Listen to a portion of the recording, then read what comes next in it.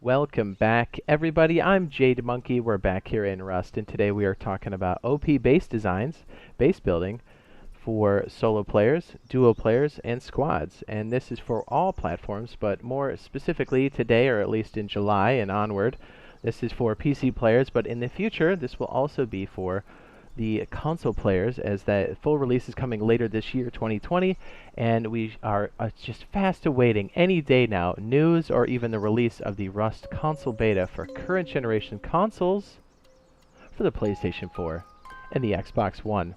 Very exciting. I know we're bursting at the seams for this. We will be playing this officially on the Rust beta for as long as possible when it's out, and we do have information on that if you're wondering where this is at. We have our more recent information here for July. I'll go ahead and link that video now in the upper right hand corner if you're interested. But on to the building.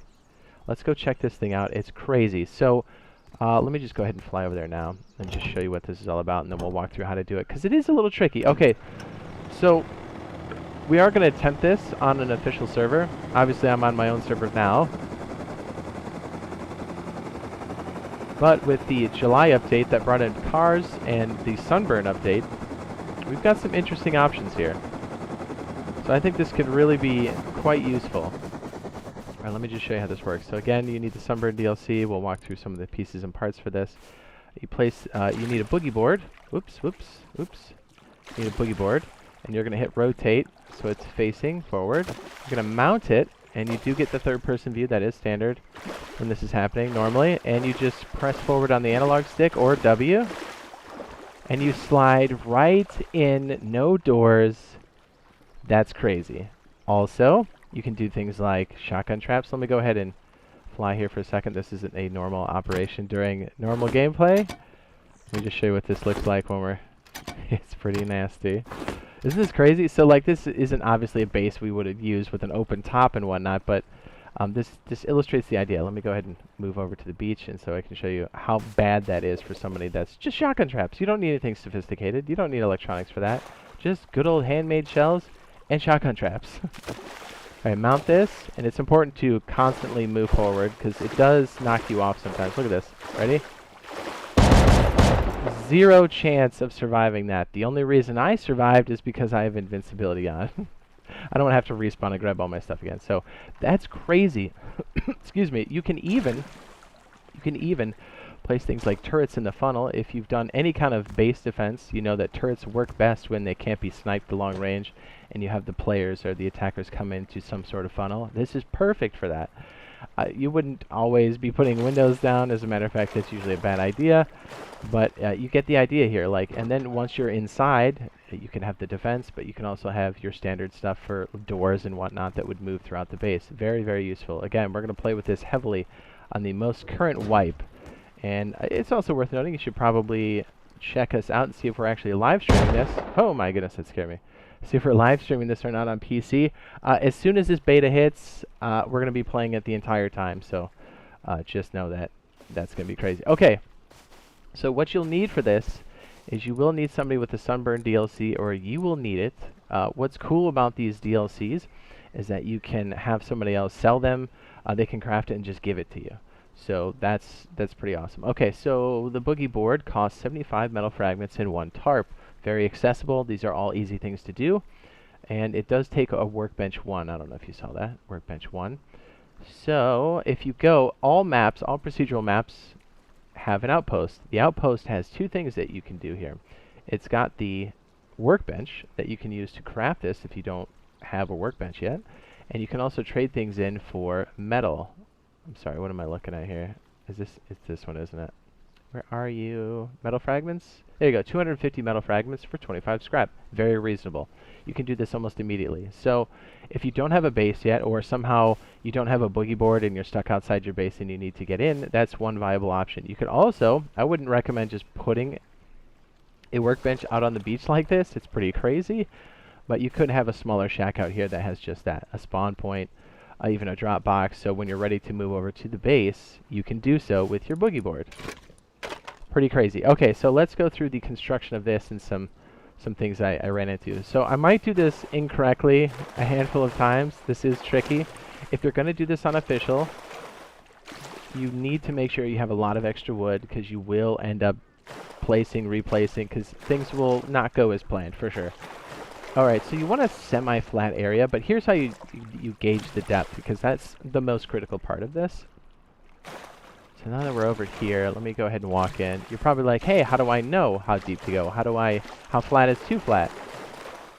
Alright, so let's go ahead and describe. So the foundation, we've got the big logs. So if you're looking at the top surface there, the one that's facing to the sky, you've got the smaller logs and the thicker logs, and then you have the wooden logs, or the wooden posts that are holding up the structure, that go intersecting with the ground, right?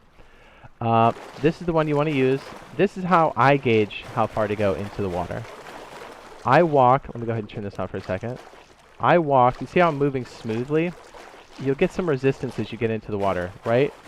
There. The sound even changes, but you can feel it in your character. And then back up just a little bit to your, on that cusp where your feet are touching. That's how deep you want to be. So then take out your building plans. Now take it so the large log, and it's kind of hard to do because you're looking through ripply water. Try to bury the larger log there, so only the smaller one on the surface is showing, just like this. Place it. We'll go ahead and place another one here and another foundation here. This is mostly for illustration purposes. Your base can be of any design. We're just going to focus on this one square that we placed initially. We're going to place a wall here for stability. We're going to place a half wall and another half wall on top right there. So you should see the water line just coming at the seam of the two half walls. Now the reason why I placed down a TC is if you're playing official, the only way to destroy a wall is if you own it, and within the first, 30 seconds to 2 minutes, you only have this option to demolish, or you'll have to shoot it with a bow and arrow. The reason why you have to do this is, the only way this is going to place is with two half walls, but because this wall is right here, its stability is connected to the large wall, so this one's hovering. So then, instead of placing another half wall, you're going to place a low wall. Go ahead and place it like so. You can see the gap is pretty close, right? Nice. Okay, so let's go ahead and test it. The reason why you want to keep it wood is if you mess it up somehow, you want to make sure you either shoot it with your bow and arrow, or you use your hammer to destroy it. And you want to test to make sure that it's easy flowing, so you need to have a boogie board on hand. Hit the rotation button, which is R for us. Mount it, and then remember to hold forward. Bingo, that's clean, we're good. Now let me show you what it looks like when it doesn't work. This is a hard one because you think it might. Well, actually no, this one's a hard stop for sure. These get pretty close. The water moves just right where you think it can, and sometimes you can at the right angle, but this one's, you don't want it to be a hit or miss when you're trying to actually enter your base. Watch, it'll work this time. Nope. See, there you go. So it's very important to have it just deep enough. Now, if you don't push forward, you will dismount the board, and the board will go in. So it's not the worst thing. People can actually give you boogie boards, so it works out. Okay, so the reason why this is so powerful is, again, because it's got no outer door. The strongest thing you have are walls as far as entryways. So the only downside is you can't enter through the walls. You need a doorway. So this creates that doorway, and it creates a funnel for excellent defense. Now, the other kind of side effect, but really good thing about this is, listen to this. Most of the time when people walk up, they'll crouch and walk up to you. It doesn't make a sound. But in the water, always this. You hear that? You'll hear them splashing around. When they get to this level, you'll hear them. You hear them moving. It's a great early warning detection system to know when people are outside your base, when you're inside your own base. Oh my goodness, that new splash is so loud. So crazy, yeah. So and then even if you don't need, or I was trying to recommend, you definitely need to put something up there. So let me just go ahead and switch. See this? Did I put shots in here? Oh my goodness, yes I did. So you're gonna want to put shotgun traps, 3 or more. Make sure that they're aiming down. The reason why I would recommend the shotgun traps initially is because they don't take any electronics or anything too sophisticated. You can buy them at the outpost.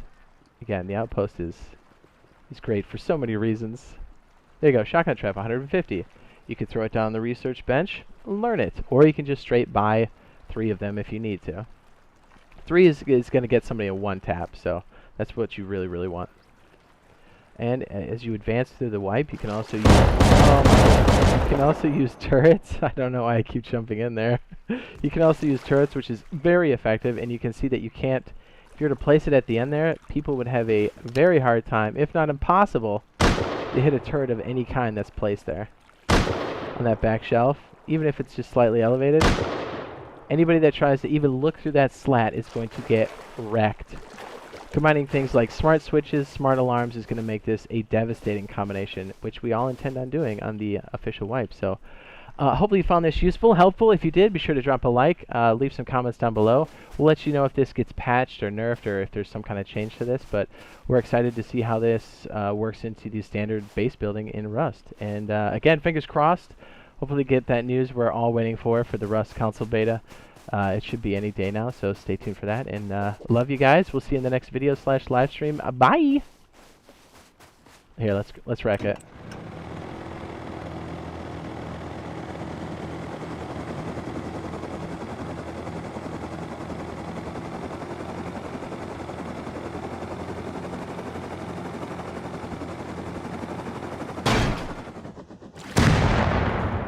Nice.